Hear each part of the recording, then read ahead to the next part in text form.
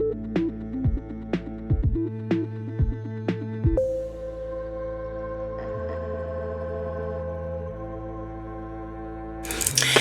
guys, welcome back to Release the Craftin. Bruce here with a little book review for you guys.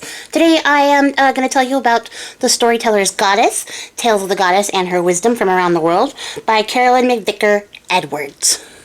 That's a long name. I read this book, I love this book, and I want to tell you about it. It's on my ongoing series of catching up with the books I have read in the past year and meant to review but didn't, so now we're doing it, and here we are. So this book is great. I love this book. I would give it 6 bananas out of whatever scale. It's fantastic, and I absolutely enjoyed it. I got this book as a recommendation from a video that Molly Roberts put on her Patreon, like in the way long ago, just about like some books that she loved and thought were like essential reads, and I picked up almost all of them because I love Molly. You guys know I'm absolutely obsessed.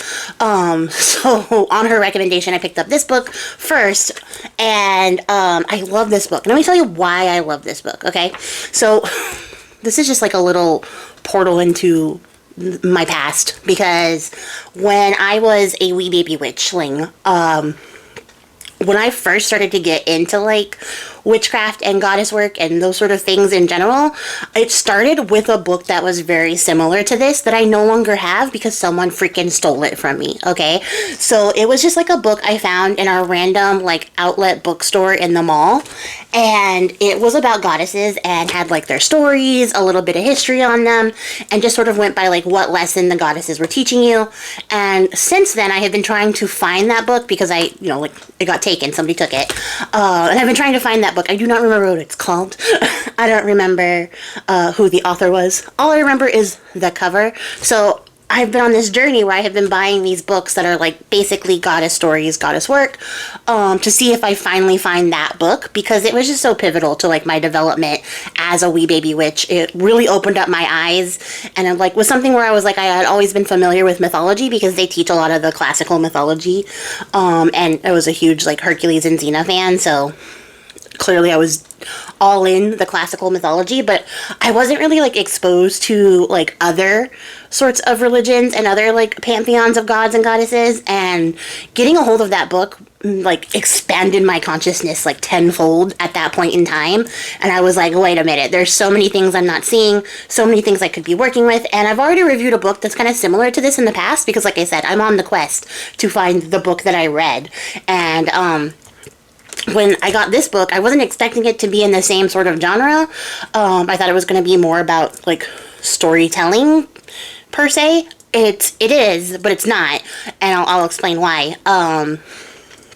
But when I got this book, I was excited to find out that it was a book in the similar thread, which meant that I am still on the path of pursuing this book. And I actually reviewed another book on Den of the Wanderer, which I no longer use. All that content's here now.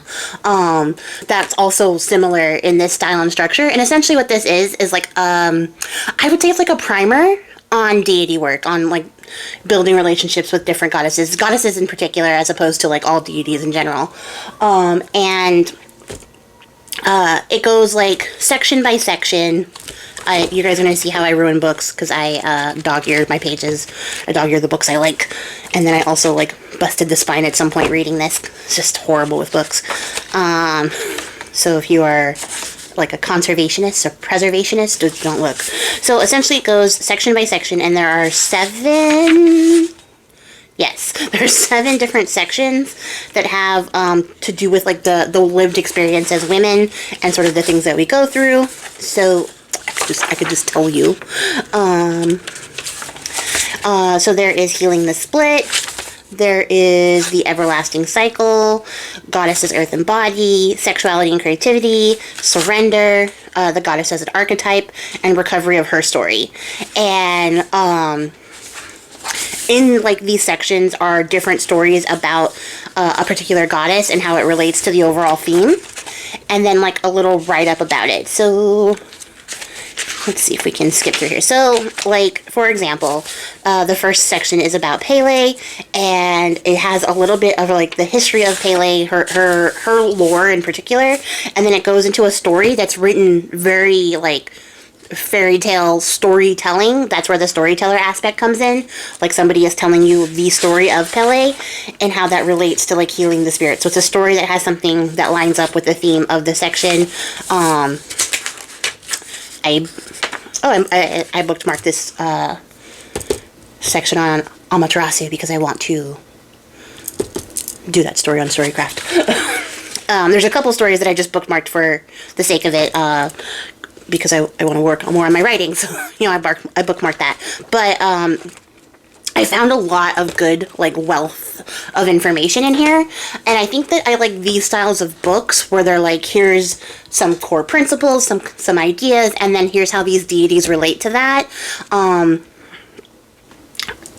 And like well, it's kind of like a double-edged sword, but I like these types of books because I enjoy getting like a little glimpse at something that I might want to follow up on and do some more research, because I love to do research into these types of things. I like to go down rabbit holes and sort of explore concepts and ideas, archetypes, things like that, and how they relate to myself, and then add that to my personal practice and my personal knowledge bank as well. And so these books are really great for that, especially if you are interested in doing deity work, or specifically goddess work. This would be a really great primer for that. I don't have like a male equivalent for that. I have to go look, because I'm sure that there's one out there at least, and like I should pick that up, because why not? Add it to the collection. But I have a bunch of these goddess type ones, and I think that they're really good. And it doesn't even have to be particularly this one, although I would recommend this one. This one was really good and enjoyable to read. Also very easy to read because it's told in a storytelling style. But I think they're good if you're interested in getting into deity work, because you might not be familiar with what deity might be right for you. You might be trying to find a deity to work with. You might just be like interested in sort of exploring the lore of a certain place or a certain area. And having this as like a little bit of a primer before you jump full into that is a really good source, because you can read through this pretty quickly. It did not take me long to conquer this book. I pretty much tore it up, and you can see what resonates as you're reading along. And once you find something that, you know, stands out, like maybe, you know, Shakti strikes a chord and you're like, okay, well, let me see a little bit more about this. You can look into that and see if that's like a deity that you can work with, or if they have principles or like lore, mythology that you can add to your personal practice, or to enhance your, you know, your witchy character and growth and stuff like that. So I think these kind of books are really handy, especially if you're interested in doing deity work for that reason. And I would definitely recommend this one if you were interested in getting your little toes in the piggy pond. I've been saying that so much lately that it's going to be in like 7 videos because I keep saying it. But like I said, I really like this book. The double-edged sword part comes for me not from this book in particular. It was a book that I did review on the Den of the Wanderer page, and I had this as a criticism, and people got in their feelings about it, but like it happens. Is you have to like kind of look at these with a grain of salt a little bit, because a lot of the times you're looking at the author's interpretation of their lore and not the actual like living lore in some cases, because sometimes they use deities who have centers of worship that still exist, especially if you're looking at any like deities in Hinduism. Those are living religions. They still exist.